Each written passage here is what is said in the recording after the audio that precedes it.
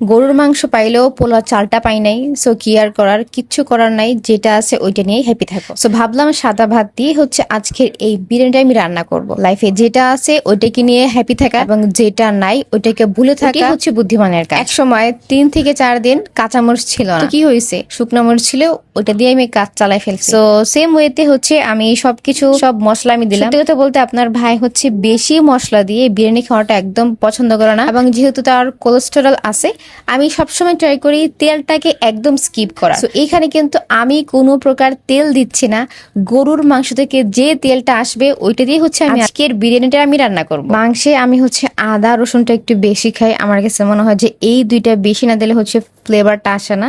So এটা আমি মোটামুটি ভালোই দিছি, এবং এই সব মশলা দেওয়ার পরে হচ্ছে আমি শুধু পানি দিছি, কোনো প্রকার তেল ছাড়া। আধা ঘন্টা পরে হচ্ছে আপনারা এরকম একটা সিন আপনারা দেখতে পাবেন, সম্পূর্ণ কুকড হয়ে গেছে। ধুয়ে রাখা চালটা আমি দিছি এবং এটার সাথে আরো কিছু পরিমাণ মতো পানি আমি দিলাম, যাতে হচ্ছে বেশি আঠাও না হয় এবং হচ্ছে বেশি শুকনাও না থাকে। তো এই হচ্ছে আমার বিরিয়ানির রেজাল্ট। আপনারা দেখতে পাচ্ছেন কতটা ঝরঝরা এবং কতটা সুন্দর হয়েছে। ট্রাস্ট মি, এটা খাইতেও কিন্তু খুব ভালো হয়েছে।